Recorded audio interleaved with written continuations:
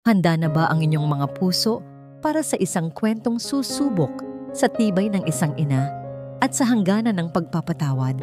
Samahan ninyo akong muli, mga minamahal kong tagapakinig, sa isang paglalakbay na magpapatunay na kung minsan, kailangan munang gumuho ng lahat bago tayo muling makabangon. Sabi nila, ang tahanan ay kung nasaan ang puso. Ngunit paano kung ang mismong tahanan na binuo mo mula sa pawis at pangarap ay siya palang magiging saksi sa pinakamasakit na katotohanan na sa itaas ng kisame, si Alonsina, sa masikip at maalinsangang espasyo kung saan naghahalo ang amoy ng lumang kahoy at alikabok. Tiniis niya ang init at pananakit ng mga binti. Mahigpit niyang yakap ang isang maliit na kahon, ang regalo niya para sa kanyang 5 taong gulang na anak, si Sinag, isang robot na debaterya. Ilang buwan din niya itong pinag-ipunan mula sa kanyang sahod bilang isang domestic helper sa Hong Kong. 3 taon, 3 mahahabang taon ng pagtitiis, ng pangungulila, ng pag-uusap sa telepono na laging bitin. Ngayon, sa wakas, narito na siya. Umuwi siya nang hindi nagpapaalam para sorpresahin ang kanyang asawang si Dakila at ang kanilang bugtong na anak. Ang plano niya ay simple lang. Hihintayin niyang dumating si Dakila mula sa trabaho at kapag magkasama na sila ni Sinag sa sala, bababa siya na parang isang anghel na nahulog mula sa langit. Napangiti siya sa isiping iyon. Anghel. Iyon ang tawag sa kanya ni Dakila noon. Narinig niya ang pagbukas ng pinto sa ibaba. Sumunod ang boses ng kanyang asawa. Nandito na ako. Kasabay niyon ay ang pagtibok ng kanyang puso ng sobrang bilis. Ito na. Ito na ang sandaling pinakahihintay niya. Ngunit may mali. May kasama si Dakila, isang babae. Dahan-dahan ka, baka marinig tayo ng bata. Sabi ng pamilyar na boses ni Dakila. Ngunit may halong kaba. Tulog na si Sinag, Daki. At saka, bakit ba? Wala naman ang asawa mong tanga rito. Sagot ng isang malanding boses ng babae. Tila sinaksak ng libu-libong karayom ang puso ni Alonsina. Kilala niya ang boses na yon. Si Mara, ang matalik niyang kaibigan, ang ninang ni Sinag. Huwag mo siyang tawaging tanga, Mara, saway ni Dakila. Pero halatang walang bigat ang kanyang mga salita. Bakit hindi? Tanga naman talaga siya. Nagpapadala ng pera buwan-buwan. Hindi niya alam na sa ating dalawa lang naman napupunta. Akala niya siguro nagpapatayo ka ng bahay para sa kanila. Hindi niya alam. Ang bahay na ito ang magiging pugad ng pagmamahalan natin kapag tuluyan na siyang hindi bumalik. Humalakhak si Mara. Isang halakhak na bumasag sa bawat piraso ng pagkatao ni Alonsina. Hindi na niya kinaya. Ang galit, ang pighati, ang pakiramdam ng sukdulang pagkakanulo ay umakyat sa kanyang ulo. Nang hina ang kanyang mga tuhod, sa pag-atras niya, natapakan niya ang isang marupok na bahagi ng kisame. Crack! Nawalan siya ng balanse. Ang huli niyang nakita ay ang mga nagulat na mata ni Dakila at Mara na nakatingala sa kanya bago gumuho ang sahig na kanyang kinatatayuan. Bumagsak si Alonsina sa gitna nilang dalawa, sa gitna ng sala na pinundar niya ng sarili niyang dugo't pawis. Napuno ng alikabok ang hangin. Nakahandusay siya sa mga pira-pirasong kahoy. Ang regalong robot para kay Sinag ay nayupis sa tabi niya. Nakatayo si Dakila, nakabukas ang butones ng kanyang polo, habang si Mara ay dali-daling inaayos ang kanyang bestida. Pareho silang namumutla. Tila nakakita ng multo. Hindi umiyak si Alonsina. Tumayo siya ng dahan-dahan. Pinagpaga ng sarili. Ang sakit ng kanyang katawan ay walang-wala kumpara sa sakit ng kanyang kaluluwa. Tiningnan niya si Dakila, ang lalaking minahal niya nang higit pa sa kanyang buhay. Isang malakas na sampal ang dumapo sa pisngi ni Dakila. Hindi ito sampal ng isang asawang nagseselos. Ito ay sampal ng isang reynang nilapastangan sa sarili niyang kaharian. Hindi siya kumibo. Ang mga mata niyang dati puno ng pagsamba ay ngayoy puno ng malamig na galit. Sa isang iglap, ang babaeng umuwi na puno ng pag-asa ay naging isang estranghero sa sarili niyang pamamahay. Sa Sina, magpapaliwanag ako. Nauutal na sabi ni Dakila. Hawak ang namumulang pisngi. Ngunit hindi na nakikinig si Alonsina. Mula sa kwarto sa itaas, narinig nila ang nag-aalalang iyak ng isang bata. Mama?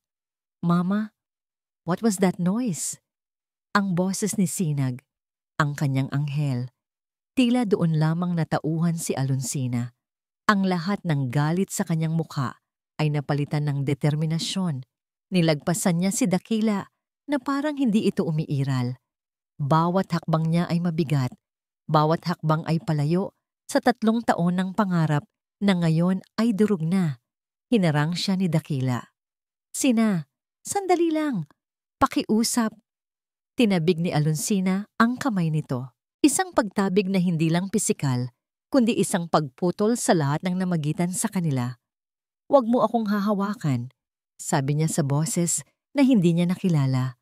Malamig, matigas, at walang anumang emosyon. Mabilis siyang umakyat sa hagdanan at pumasok sa kwarto ng anak. Niyakap niya ng mahigpit si Sinag na para bang sa yakap na iyon nakasalalay ang kanyang sariling buhay. Kinuha niya ang nakahandang bag ng bata at binihisan ito. Pagbaba niya, dala-dala si Sinag. Nakatayo pa rin sa sala, sina Dakila at Mara. Parang isang eksena mula sa isang masamang panaginip. Saan ka pupunta? Sina? Umuulan ng malakas sa labas. Pagmamakaawa ni Dakila. Tiningnan siya ni Alonsina sa huling pagkakataon. Walang luha, walang sigaw. Tanging isang nakakabinging katahimikan. Mula ngayon, sasabi niya, sapat lang para marinig. Wala ka ng asawa at higit sa lahat, wala ka ng anak. Bawat salita ay parang punyal na bumaon sa puso ni Dakila. Pagkatapos noon, tumalikod na si Alonsina. Binuksan niya ang pinto at walang alinlangan na humakbang palabas sa lubong sa rumaragasang ulan at sa kawalan ng katiyakan. Dala niya sa kanyang mga bisig ang tanging yaman na natitira sa kanya, ang kanyang anak. Habang sa likod niya'y naiwan ang gumuho nilang tahanan at ang lalaking sumira sa lahat. Sa bawat patak ng ulan ay kasabay na bumubuhos ang mga luhang pilit pinipigilan. Sa gitna ng bagyo ng kalikasan, may isang inang nilalamon ng sarili niyang bagyo sa kalooban. Hanggang saan ang kayang tiisin ng isang pusong sinugatan para sa kapakanan ng kaisa-isang pinanghahawakan? Ang waiting shed ay luma. Yupi ang bubong at amoy kalawang. Ngunit para kay Alonsina at sa kanyang anak na si Sinag, ito ang tanging kanlungan nila mula sa bagsik ng ulan. Mahigpit niyang niyayakap ang nanginginig na katawan ng bata, gamit ang sarili niyang init para pawiin ang lamig na dulot ng basang damit. Nagsisimula ng lagnatin si Sinag. Ang bawat ubo nito ay parang kidlat na gumuguhit sa dibdib ni Alonsina. Wala siyang pera, wala siyang damit na pamalit, wala siyang matatatakbuhan. Ang galit na nagpaalab sa kanya kanina ay unti-unti nang nauupos, napapalitan ng nanunuot na takot. Para saan ang tapang kung ang anak naman niya ang magdudusa? Tumingala siya sa madilim na langit, hinahayaang mabasa ng ambon ang kanyang mukha. Diyos ko, usal niya sa sarili. Ang boses ay basag. Ano po ang gagawin ko? Tila dininig ang kanyang tanong, ngunit ang sagot ay dumating sa anyo na hindi niya inaasahan. Isang mamahaling itim na kotse ang huminto sa kanilang tapat. Nasabugan ng liwanag ang kanilang madilim na sulok at napapikit si Alonsina. Bumukas ang pinto sa passenger side at isang lalaking nakapayong ang bumaba. Sa ilalim ng dilaw na ilaw ng poste, nakilala niya ang anyo nito. Matikas, may awtoridad, at malamig ang aura. Si Don Agusan Montenegro, ang ama ni Dakila. Lumakad ito papalapit sa kanila. Ang kanyang sapatos na gawa sa mamahaling katad ay walang ingay na tumatapak sa basang semento. Tila hindi na babagay sa lugar na iyon. Hindi ito tumingin kay Alonsina nang may habag. Ang mga mata nito ay matalas. Tila sinusuri ang isang problema na kailangang bigyan ng solusyon. Alonsina, sabi nito. Ang boses ay kalmado, ngunit may bigat ng kapangyarihan. Hindi ito isang pagbati, kundi isang pag-anunsyo ng kanyang presensya. Hindi nakasagot si Alonsina. Niyakap niya lang ng mas mahigpit si Sinag na para bang kaya siyang protektahan ng kanyang mga bisig mula sa impluwensya ng pamilyang sumira sa kanya. Sumama ka sa akin. Magsama kayo ng apo ko. Utos ng matanda, hindi isang pakiusap. Umiling si Alonsina. Ang pagmamalaki, ang tanging natitira sa kanya. Hindi kami sasama sa inyo. Isang mapaklang na ngiti ang gumuhit sa labi ni Don Agusan. Huwag kang mag-alala. Hindi kita iuuwi sa bahay ng anak ko. Alam ko na ang lahat. Kumuha ito ng isang sobre mula sa loob ng kanyang coat. May alok ako para sa'yo. Inabot nito ang sobre. Nagatubili si Alonsina, ngunit sa huli ay kinuha rin ito. Nanginginig ang mga kamay niya nang buksan ito. Sa loob ay may isang manager's check na nakapangalan sa kanya. Isang halagang kaya niyang ipagpatayo ng 10 bahay na tulad ng iniwan niya. At sa ilalim nito may isang dokumento, isang kasunduan. Ano to? Tanong niya, kahit alam na niya sa kanyang puso ang sagot. Iyan ang magsisiguro sa kinabukasan ng apo ko. Paliwanag ni Don Agusan, ang tingin ay nakatuon kay Sinag. Edukasyon sa pinakamagandang eskwelahan, ang pinakamagaling na mga doktor. Isang buhay na hindi niya makukuha kung mananatili ka sa pagiging emosyonal. Bumalik ang tingin nito kay Alonsina.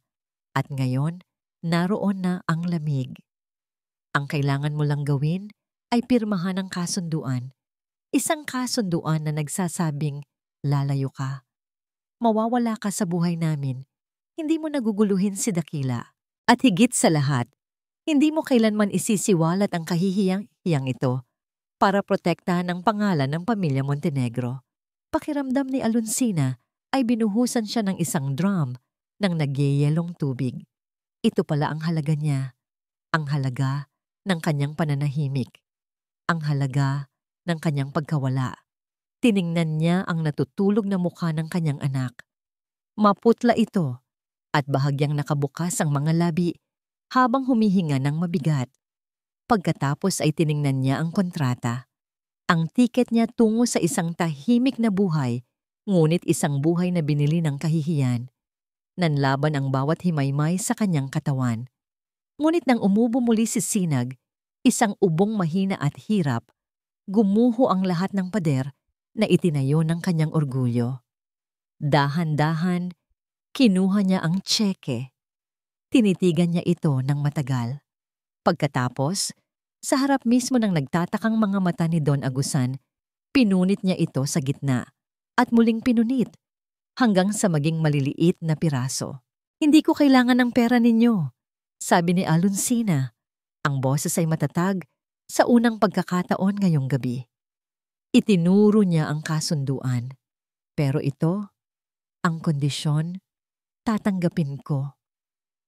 Aalis ako. Pagpapatuloy niya, tinitingnan ng diretso ang makapangyarihang Don. Mawawala ako sa buhay ninyo, pero hindi dahil binayaran ninyo ako, kundi dahil ito ang kailangan ng anak ko at titiyakin kong balang araw, babalik ako. At sa pagbabalik ko, hindi ninyo ako makikilala. May dumaang bus. Ang ilaw nito ay sumilip sa kanilang kinatatayuan. Ito na ang kanyang hudyat. Tumayo si Alonsina, akay-akay si Sinag. Hindi na siya lumingon pa kay Don Agusan. Sumakay siya sa bus na hindi niya alam kung saan patungo. Dala lamang ang basang damit sa katawan, ang anak na may sakit, at isang sumpang binitawan sa gitna ng unos. Lumipas ang 5 taon. 5 taon ng katahimikan na puno ng sigaw. 5 taon ng pagbabago na hinulma ng sakit. Ang babaeng dating umiiyak sa gitna ng unos ay natutong sumayaw sa sarili niyang bagyo. At ang lalaking nagdulot ng unos ay unti-unting nilamon ng katahimikan.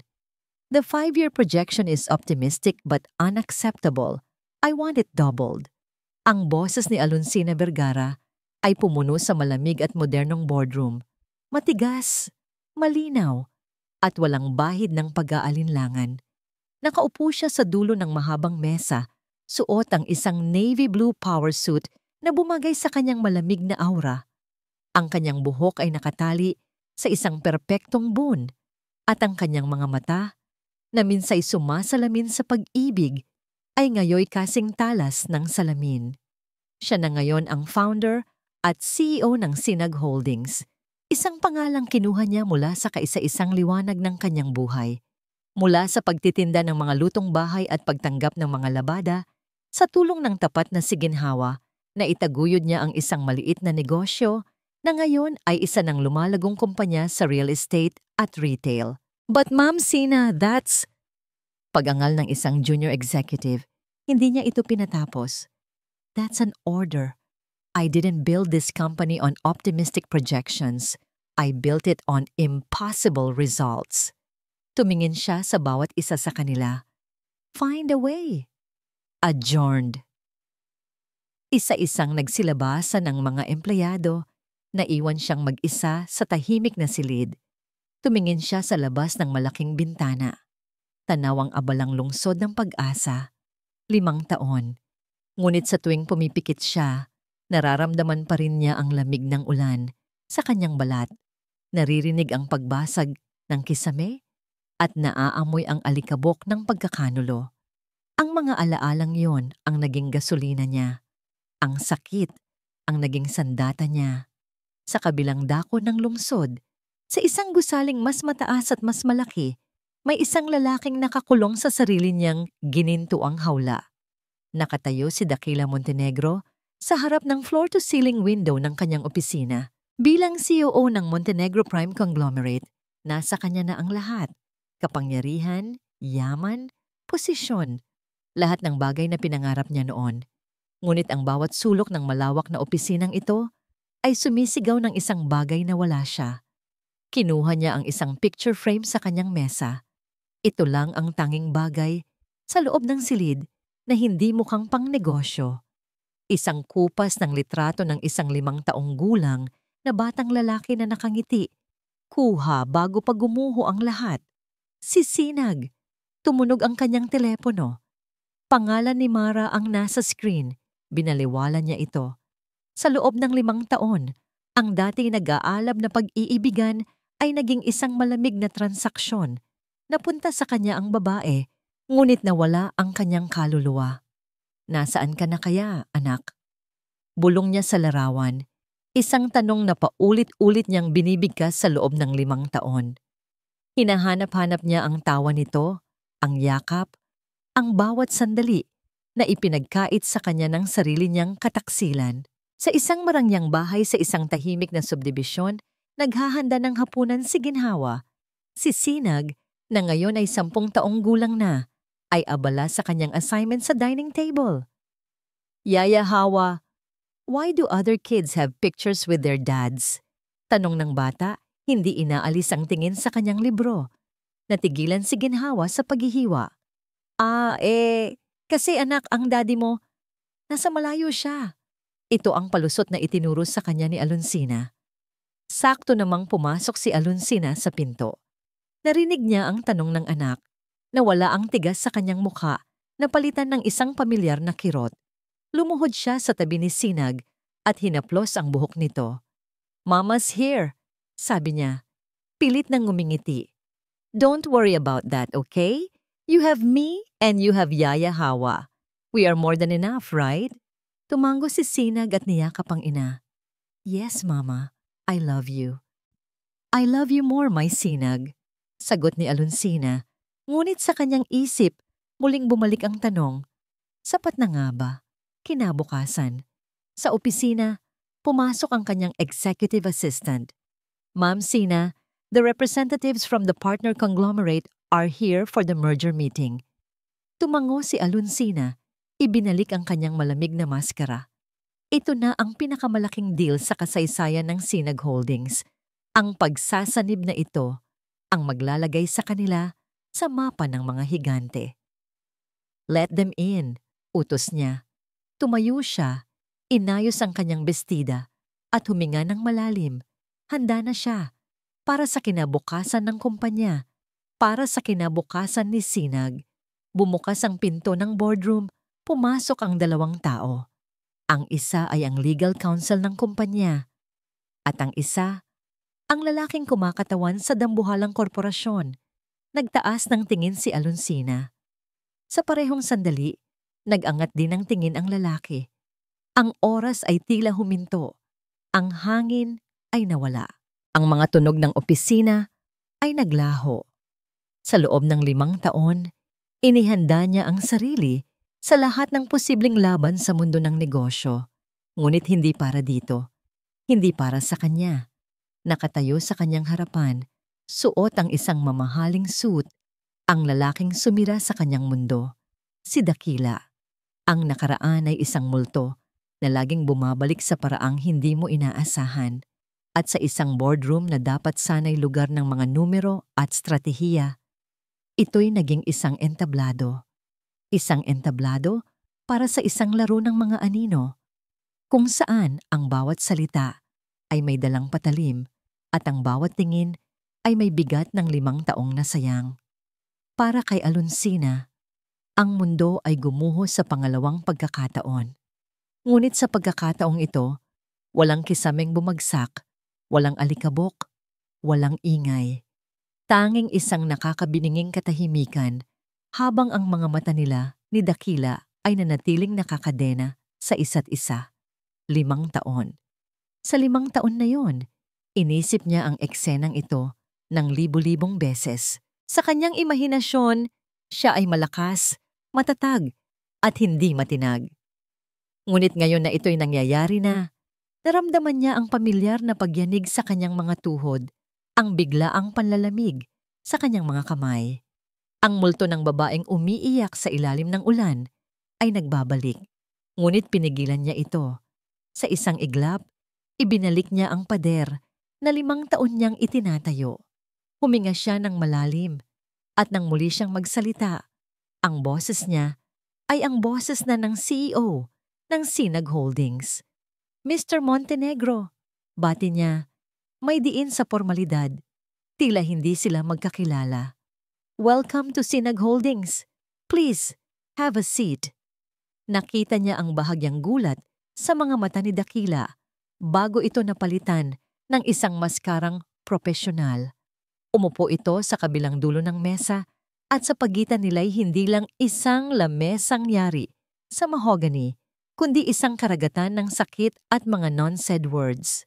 At sa tabi ni Dakila, umupo ang isa pang multo mula sa kanyang nakaraan. Si Mara. Nakangiti ito.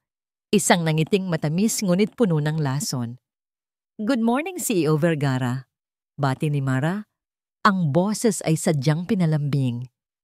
"It's been a while." Hindi siya pinansin ni Alonsina. Itinuon niya ang kanyang buong atensyon sa mga dokumento sa kanyang harapan. "Shall we begin?" Nagsimula ang pulong. Naging isang digmaan ang pagtalakay sa mga probisyon ng kontrata. Bawat salita ay may 2 kahulugan. Bawat suhestiyon ay may nakatagong patama. "We believe in a long-term partnership," sabi ni Dakila. Ang mga matay nakatitig kay Alonsina. "One built on a strong foundation of trust and transparency." Sumagot si Alonsina nang hindi nag-aangat ng tingin mula sa papeles. "Foundations can be deceiving, Mr. Montenegro. Sinag Holdings is interested only in what is written, verified and legally binding. Trust is irrelevant in business." Habang nagpapatuloy ang diskusyon, tumayo si Mara para magsalin ng kape. Sa paglapit nito sa kinauupuan ni Alonsina, sinadya nitong matapilok ng bahagya. "Oops!" sigaw ni Mara, habang ang mainit na kape ay tumapon sa mga dokumento ni Alonsina. "Oh, my apologies, CEO Vergara. Ang clumsy ko talaga. Pasensya na." Tiningnan ni Alonsina ang mantsa sa papel. Pagkatapos ay ang nagkukunwaring nag-aalalang mukha ni Mara. Alam niyang sinadya iyon. "It's fine," sabi ni Alonsina. Ang boses ay kasing lamig ng yelo. Lumingon siya sa kanyang assistant.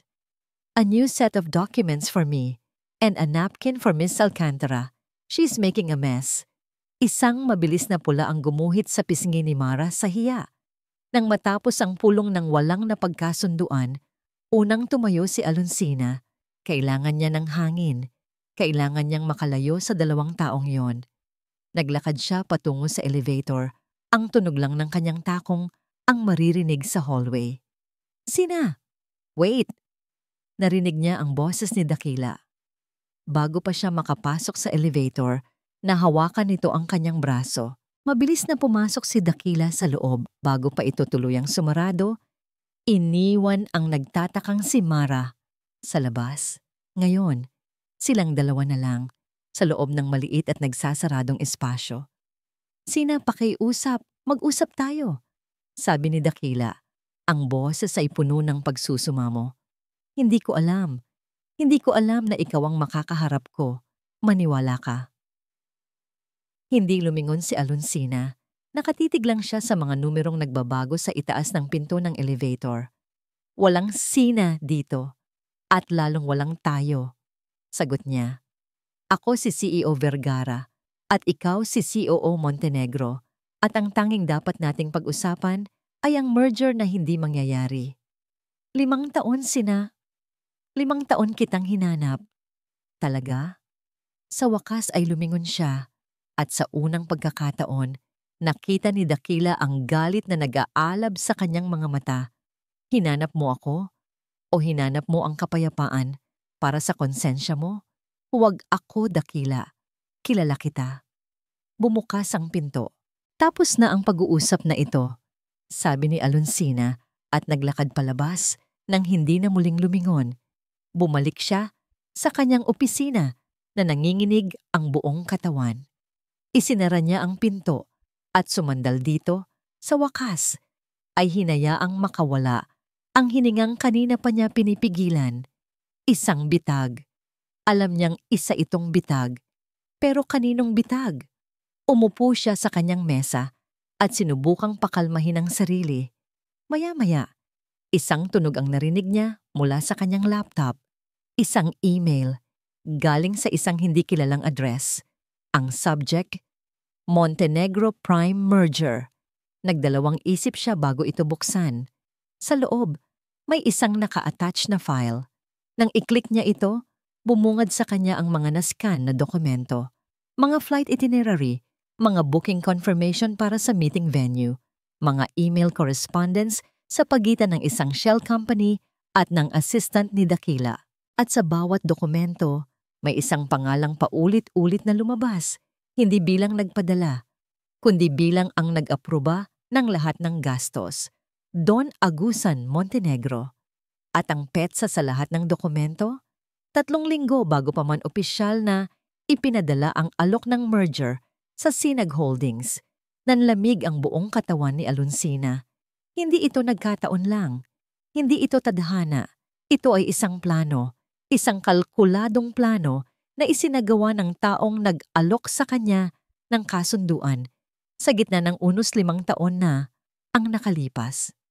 Ang laro, bulong niya sa sarili, habang ang mga piraso ng palaisipan ay nabubuo sa kanyang isipan. Nagsimula na pala ang laro, bago pa man ako umupo sa mesa. May mga laro na hindi nilalaro sa isang chessboard, kundi sa mga boardroom at sa mga pribadong sulok ng mamahaling restaurant. Dito, ang bawat piyesa ay tao. At ang reyna, na minsay itinuring na isang hamak na pawn, ay handa nang gumawa ng kanyang sariling hakbang. Hindi umimik si Alonsina ng ilang minuto matapos matuklasan ang katotohanan. Tinitigan niya lang ang screen ng kanyang laptop. Ang pangalan ni Don Agusan Montenegro ay tila nang uuyam sa kanya. Ang lahat ng nangyari, ang pagkikita nila ni Dakila, ang merger ay hindi tadhana. Ito ay disenyo. Isang malamig na determinasyon ang gumapang sa kanyang sistema, pinapawi ang anumang bakas ng gulat o takot. Kinuha niya ang kanyang telepono at nagtipa ng isang maikling mensahe sa isang numerong matagal na niyang hindi tinitingnan. 2 Don Agusan Montenegro. Alam ko na. Mag-usap tayo. Ang sagot ay dumating sa loob lang ng ilang segundo. Isang address ng isang fine dining restaurant, isang oras, walang tanong, walang pag-aalinlangan. Alam ng matandang hari na ang kanyang laro ay nabisto na. Nadatnan ni Alonsina si Don Agusan na kalmadong naghihintay sa isang pribadong table sa dulo ng restaurant. Mukha itong isang mapagmahal na lolo, nakangiti habang umiinom ng tsa. Ngunit alam na ni Alonsina ang kasinungalingan sa likod ng maskarang yon. Alonsina, iha. Bati nito. Tila walang nangyari. Maupo ka. Umupo si Alonsina. Hindi niya ininda ang mga formalidad. Inilabas niya ang kanyang tablet, binuksan ang mga file na natanggap niya, at marahang inilapag ito sa gitna ng mesa. Itinulak papalapit sa matanda. Hindi na po ako iha ninyo, Don Agusan, at hindi na ako ang babaeng kinaawaan ninyo sa isang waiting shed. 5 taon na ang nakalipas. Tiningnan ni Don Agusan ang screen ng tablet. Dahan-dahan niyang sinuri ang bawat dokumento. Hindi nagbago ang ekspresyon sa kanyang mukha. Walang gulat. Walang pagkaila. Nang matapos siya, marahan niyang ibinaba ang tablet. Tumingin siya kay Alonsina at sa unang pagkakataon, nakita niya ang tunay na anyo ng Don. Isang tuso at walang awang negosyante. Isang hari na pinoprotektahan ang kanyang kaharian. Magaling, sabi nito. May bahid ng paghanga sa kanyang boses. I underestimated you. Iyon ang pagkakamali ko. Bakit? Iyon lang ang tanong ni Alonsina. Huminga ng malalim si Don Agusan at sumandal sa kanyang upuan. Business, Alonsina. Walang personalan. Ang Montenegro Prime ay dumudugo. May mga maling desisyon, mga partner na tumalikod. Kailangan namin ng transfusion, isang malakas at malusog na kumpanya para isalba ang pundasyon. At ang iyong Sinag Holdings? Perpekto ka. Para siyang isang doktor na nagpapaliwanag ng isang diagnosis, walang emosyon, walang konsensya. Ang plano ay simple, pagpapatuloy niya. I-merge ang mga kumpanya, gamitin ang assets at magandang reputasyon mo para muling itayo ang Montenegro Prime. At kapag matatag na ulit ang lahat, tatanggalin ka sa picture. Isang malamig na kirot ang gumuhit sa puso ni Alonsina. Ginamit. Muli ginamit na naman siya. Isang kasangkapan, isang pyesa. At si Dakila, alam niya ba ito? Umiling ang matanda. Ang anak ko ay emosyonal. Makikita ka niya at gugustuhing itama ang mga mali. Siya ang piyesang ginamit ko para mapapayag ka sa merger. Ngunit ang totoong laro ay sa pagitan nating dalawa lamang. Ngayon, naintindihan na niya ang lahat. Ang lalim ng pagkakanulo ay higit pa sa inaakala niya. Hindi lang ito tungkol sa isang sirang pamilya. Ito ay tungkol sa isang sirang imperyo. Ngumiti si Don Agusan. Isang nangiting nagpadala ng takot sa sinumang makakita. Pero ngayon, alam mo na, may dalawa kang pagpipilian. Pumayag sa merger at umalis ng mayaman o lumaban. Humilig ito pasulong. Pero isipin mo, Alonsina, isang custody battle para kay Sinag. Magastos iyon, madumi. At sa huli, sino sa tingin mo ang mananalo? Ang isang self-made CEO o ang pamilya Montenegro? Ito na yon, ang banta. Ang alas na inaakala niyang magpapaluhod sa kanya. Inaasahan ni Don Agusan na makikita niya ang takot sa kanyang mga mata. Inaasahan niyang makikita niya ang pag-aatubili, ang pagsuko. Ngunit ang nakita niya ay isang bagay na hindi niya pinaghandaan. Tumawa si Alonsina. Hindi isang malakas na tawa, kundi isang mahinang tunog na puno ng pait at sa unang pagkakataon ng tunay na kapangyarihan. Natigilan si Don Agusan. Salamat, Don, sabi ni Alonsina. Pinupunasan ng isang katang-isip na luha sa gilid ng kanyang mata. Salamat sa paglilinaw ng lahat. Tumayo siya. Ang lahat ng pagyanig sa kanyang katawan ay nawala. Ang natira ay isang matigas na determinasyon na kasing tigas ng diamante. 5 taon na ang nakalipas, binigyan ninyo ako ng isang kasunduan sa gitna ng dilim. Ngayon, binigyan ninyo ako ng isang bagay na mas mahalaga. Tumingin siya ng diretso sa mga mata ng matanda. Binigyan ninyo ako ng kalaban, isang tunay na kalaban. Iniwan niya ang tablet sa mesa. Ngayon, alam ko na ang mga patakaran ng laro. Sabi niya, ang boses ay matatag at puno ng banta. At pagsisisihan ninyong itinuro niyo pa ito sa akin. Tumalikod siya at naglakad palabas ng restaurant. Iniwan ang nabiglang hari sa kanyang trono. Hindi na siya isang pawn. Hindi na siya biktima. Ngayong gabi, isa siyang reyna na nagdedeklara ng digmaan. Pagkasakay niya sa kanyang kotse, isinandal niya ang ulo at pumikit ng mariin. Isang hiningang malalim. Pagkatapos ay kinuha niya ang kanyang telepono at nag-dial. Hello, at Jumam Lagdameo. Sabi niya nang may sumagot sa kabilang linya. Alonsina Vergara ito. May trabaho ako para sa'yo. Wasakin natin ang isang imperyo. Sa bawat kasinungalingan, may katotohanang nag-aabang. At para sa isang lalaking matagal nang nabubuhay sa pagkakamali, ang pagtuklas sa katotohanan ay hindi magiging kalayaan, kundi isang panibagong kulungan. Ang kulungan ng pagsisisi. Pinaglalaruan niya tayo. Ang sigaw ni Don Agusan ay umalingaw-ngaw sa intercom sa opisina ni Dakila. Sa loob ng isang linggo, ang mundo ng negosyo ni Dakila ay naging isang impyerno. Ang Sinag Holdings, na dati isang target na madaling makuha, ay biglang naging isang mandaragit. Bawat hakbang ng Montenegro Prime ay may katapat na kontrahakbang mula kay Alonsina. Bawat attempt sa negosasyon ay sinasalubong ng isang pader ng legalidad at corporate maneuvering. Napahilamos si Dakila sa kanyang muka. Naipit siya sa gitna.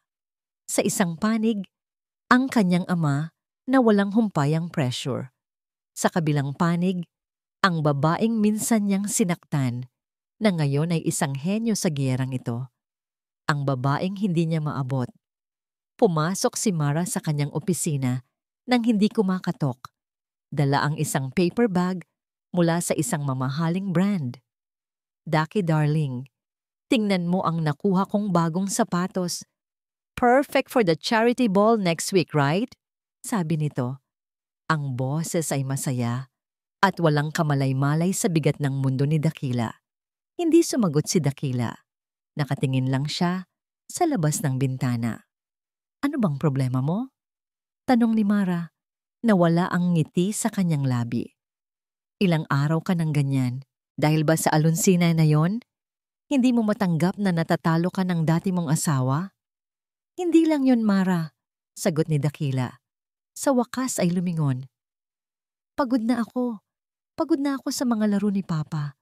Pagod na ako sa merger na to. Pagod na ako sa lahat. Lumapit si Mara at hinaplos ang kanyang balikat.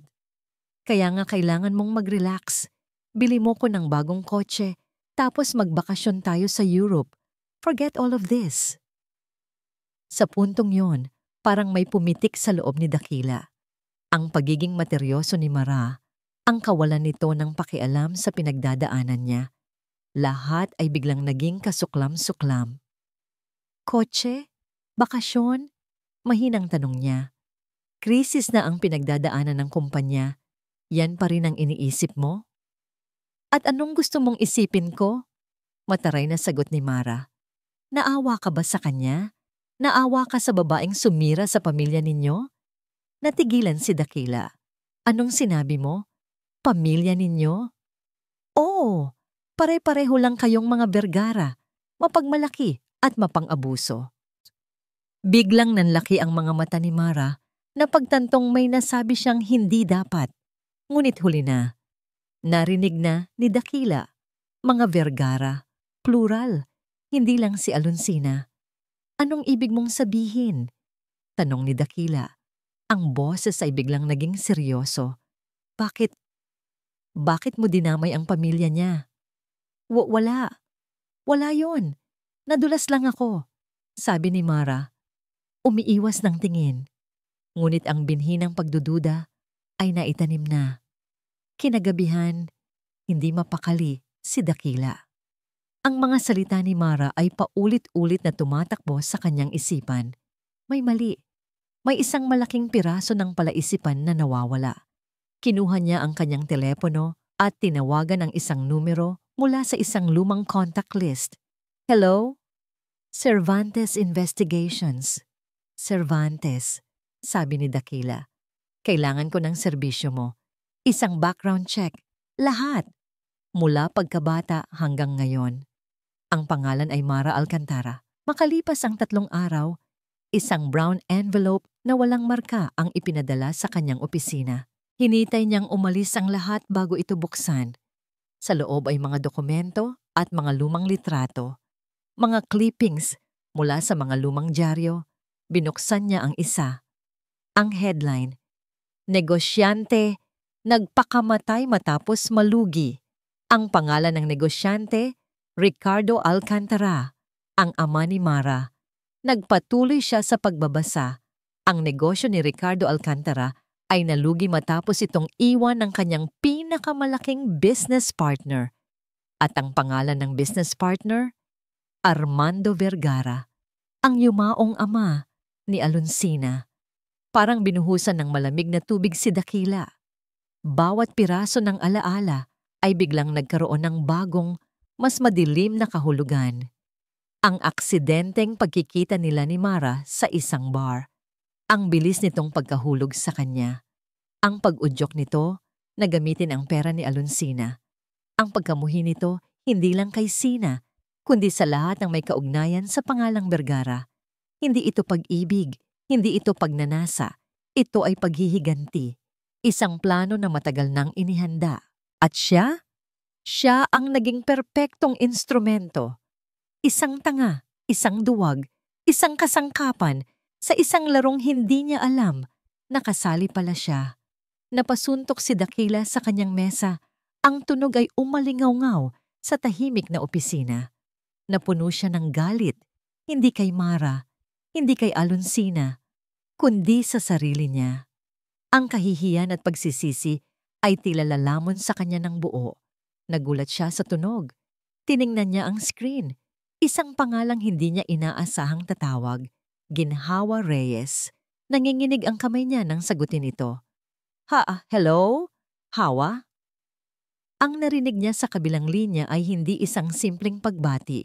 Ito ay isang tinig na basag, nanginginig, at puno ng takot. Sir Daki? Si Sinag po.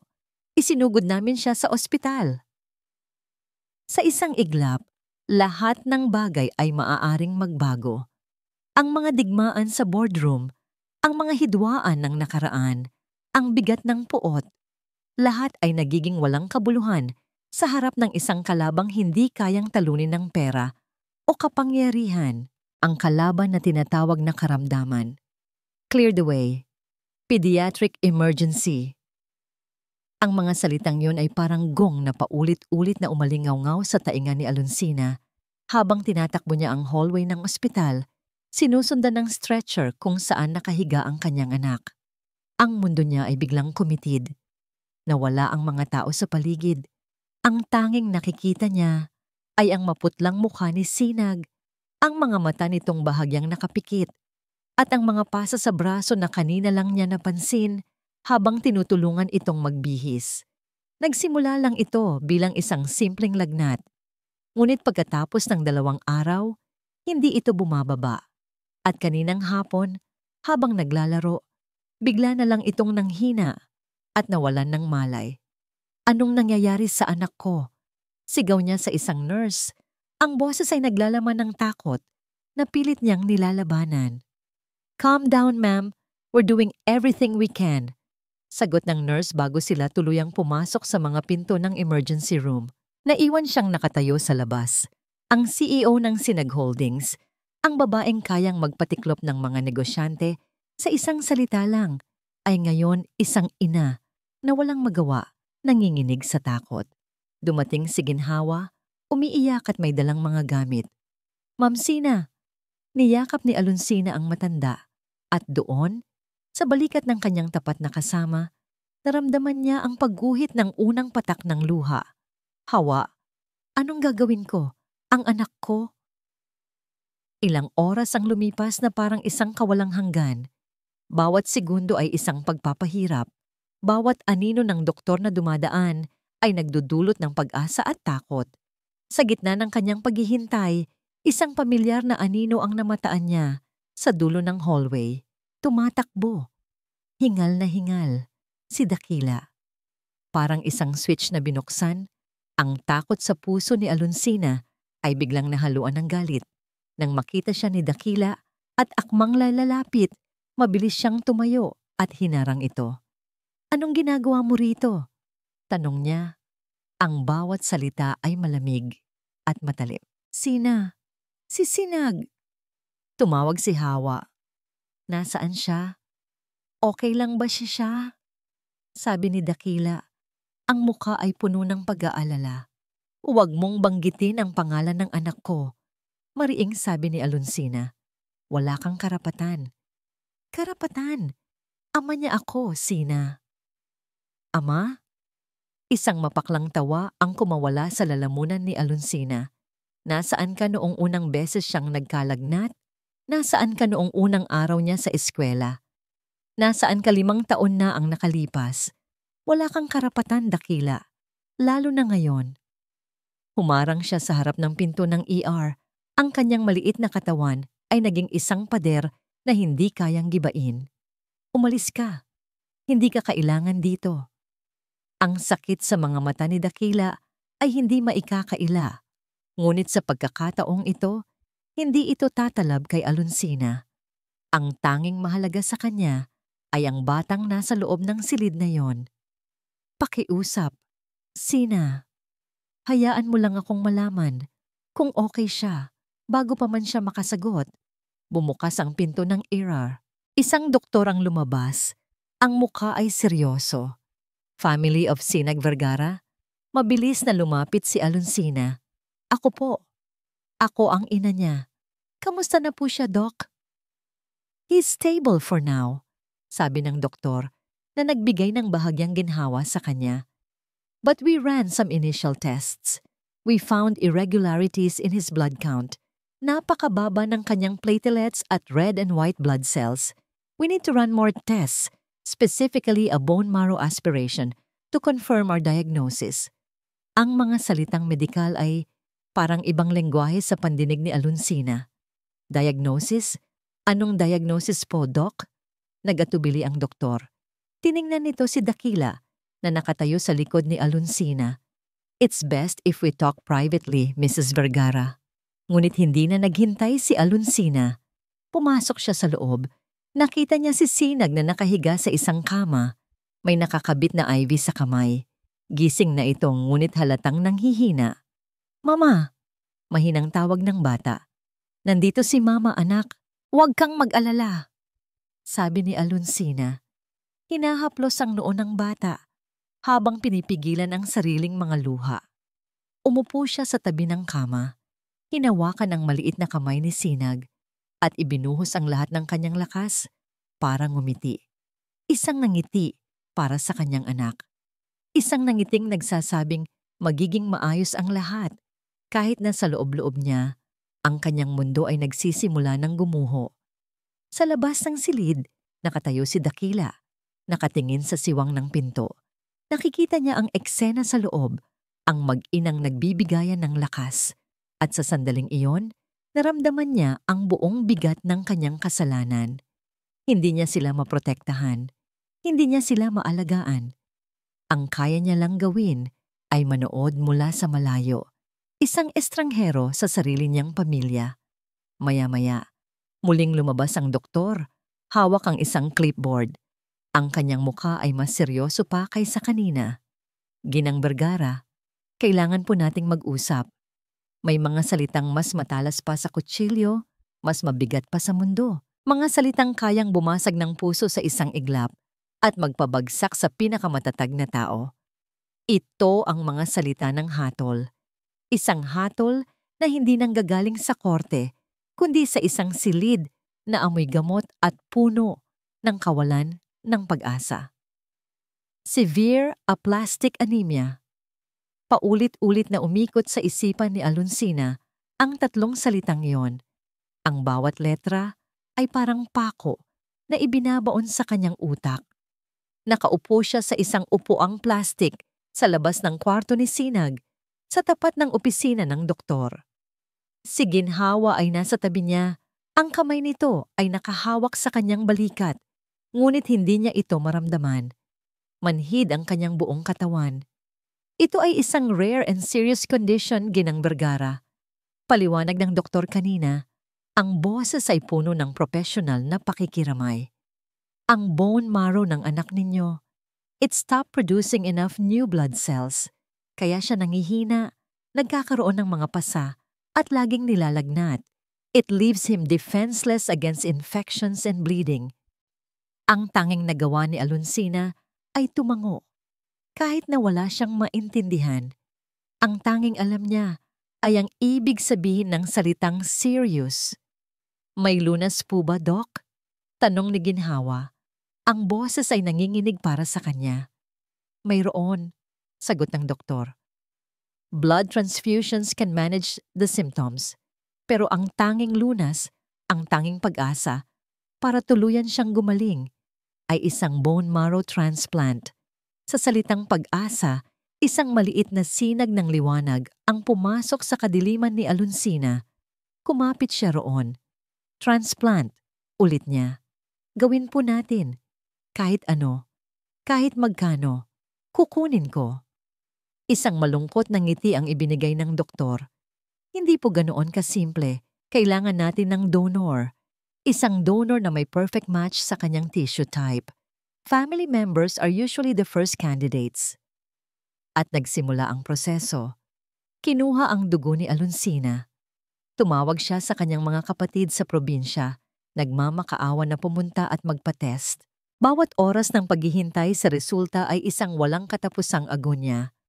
Ngayon, hawak na niya ang resulta. Not a match. Hindi siya tugma. Ang sarili niyang laman at dugo ay hindi kayang iligtas ang sarili niyang anak. Sa puntong iyon, gumuho siya. Ang babaeng hindi umiyak nang matuklasan ang kataksilan ng kanyang asawa.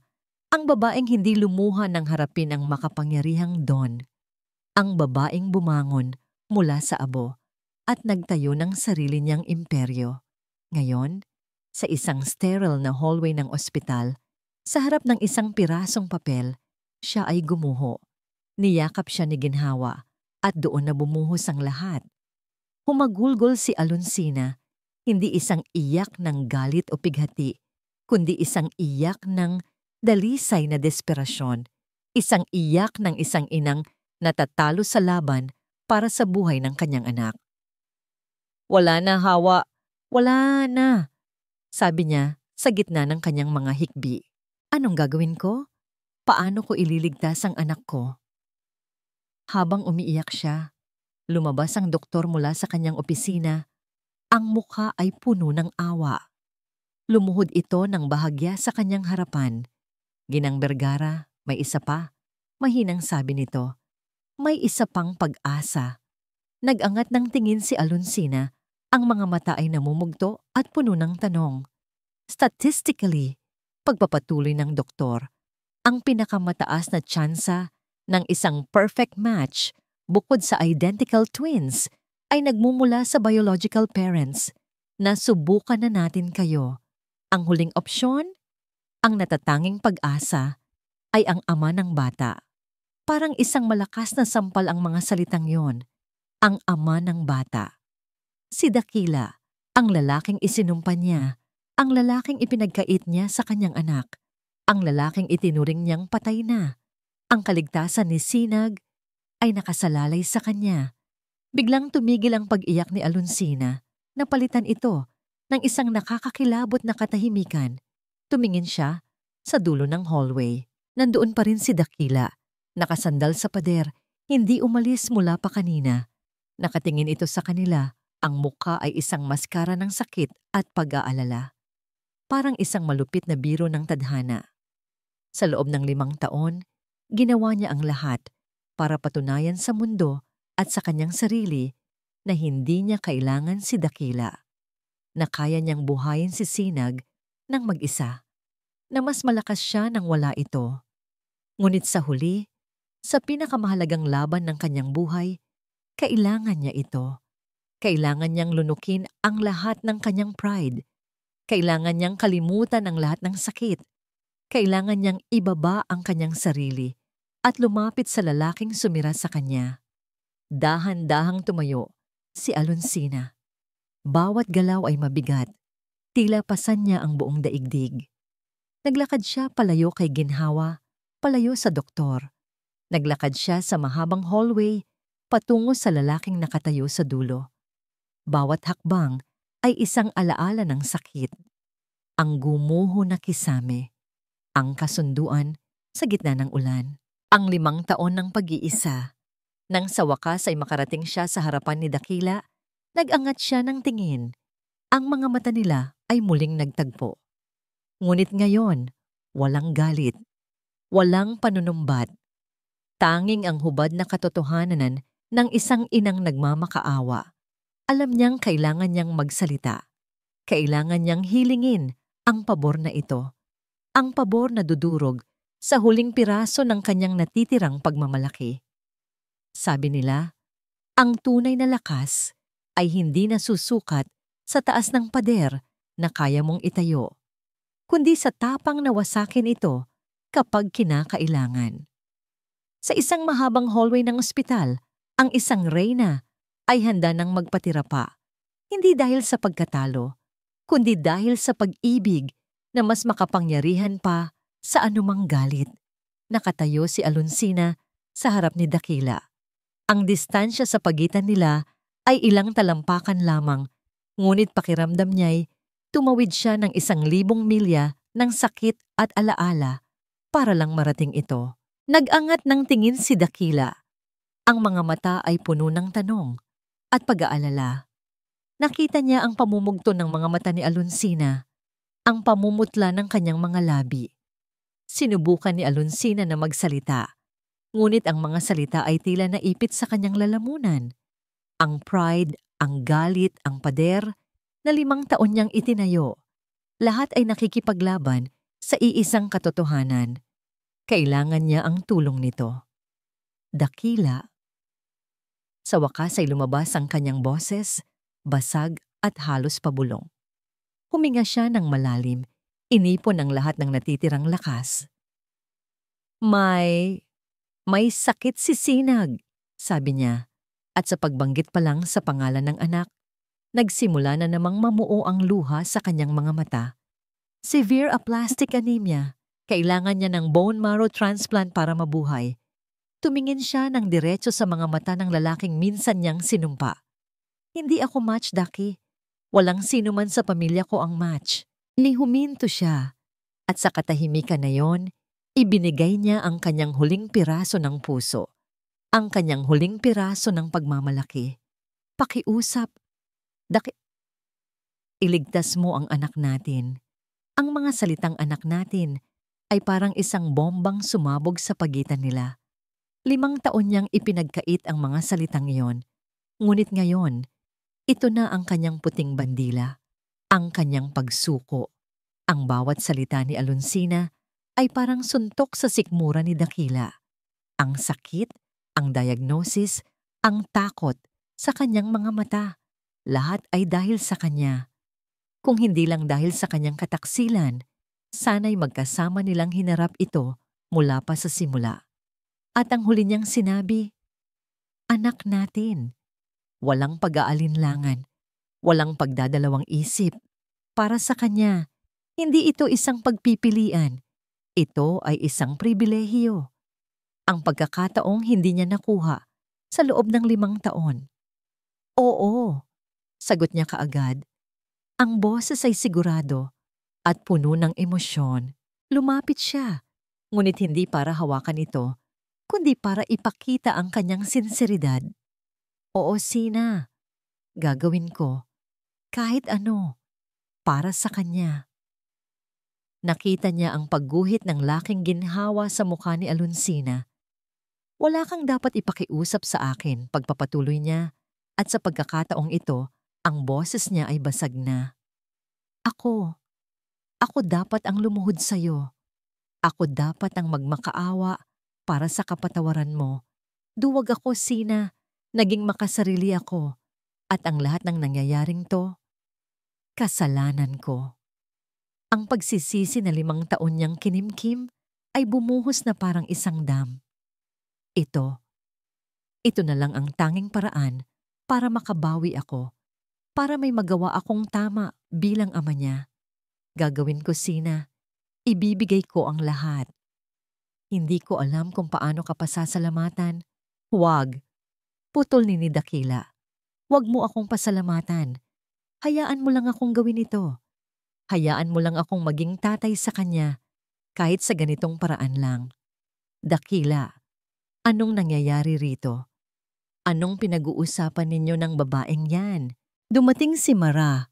Ang mukha ay puno ng galit at selos. Nakita niya ang emosyonal na sandali at agad itong binigyan ng maling kahulugan. Mara, umalis ka na. Malamig na sabi ni Dakila. Hindi inaalis ang tingin kay Alonsina. Aalis? Matapos kitang hanapin kung saan-saan, para lang makita kitang nagiiyakan dito kasama niya? Ano to, Dakila? Babalikan mo na ba siya matapos ang lahat ng ginawa niya sa atin? Sa wakas, hinarap ni Dakila si Mara. At ang nakita ni Mara sa kanyang mga mata ay hindi na ang lalaking kaya niyang paikutin sa kanyang mga daliri. Walang tayo, Mara. Matagal nang wala. Mariing sabi ni Dakila. Ang anak ko ay nasa loob. Nag-aagaw buhay. At kailangan niya ako. Iyon lang ang mahalaga. Anak, paano naman ako, Daki? Paano naman tayo? Tapos na tayo, Mara, sabi ni Dakila. Ang bawat salita ay pinal at walang pag-aalinlangan. Ang anak ko ang pipiliin ko. Lagi. Tumalikod siya kay Mara at humarap muli kay Alonsina. Isang tahimik na pagpapakita kung nasaan na ang kanyang katapatan. Naiwang nakatayo si Mara, talunan at hindi makapaniwala. Nagkatinginan si Dakila at Alonsina. Walang salitang namutawi, ngunit sa isang tingin, nagkaroon sila ng isang kasunduan, isang pansamantalang kapayapaan. Sabay silang naglakad papunta sa kwarto ni Sinag. Sa unang pagkakataon sa loob ng 5 taon, papasok sila sa isang silid ng magkasama, hindi bilang magkaaway, kundi bilang mga magulang na may iisang layunin. Pagbukas nila ng pinto, nakita nila si Sinag na mahimbing na natutulog. Lumapit si Alonsina sa isang gilid ng kama at hinawakan ng isang kamay ng anak. Lumapit si Dakila sa kabilang gilid at marahang hinaplos ang buhok nito. Makalipas ang 1 linggo, matapos ang lahat ng pagsusuri, dumating na ang araw. Itinutulak na si Dakila sa isang gurney papunta sa operating room. Nakasuot na siya ng hospital gown. Huminto sila sa tapat ni Alonsina. Salamat! Iyon lang ang nasabi ni Alonsina. Ngunit sa pagkakataong ito, ang salita ay puno ng sinseridad at walang bahid ng pagmamalaki. Ngumiti si Dakila, isang tunay na ngiti na matagal nang hindi nakikita sa kanyang mga labi. Para sa kanya, sagot niya. Habang itinutulak papalayo ang gurney, lumingon siya kay Alonsina sa huling pagkakataon. Sinena, tawag niya. Alagaan mo siya. Tumangulang si Alonsina. Ang mga luha ay muling nagbabadyang tumulo. Ngunit sa pagkakataong ito, ang mga ito'y luha ng pasasalamat at isang komplikadong emosyon na hindi pa niya kayang pangalanan. Pinanood niya si Dakila na mawala sa likod ng mga pinto ng operating room. Napatingin siya sa salamin sa pinto. Nakikita ang sarili niyang refleksyon. Isang babaeng pagod, sugatan. Ngunit sa unang pagkakataon, sa loob ng mahabang panahon, ay nakakaramdam ng tunay na pag-asa.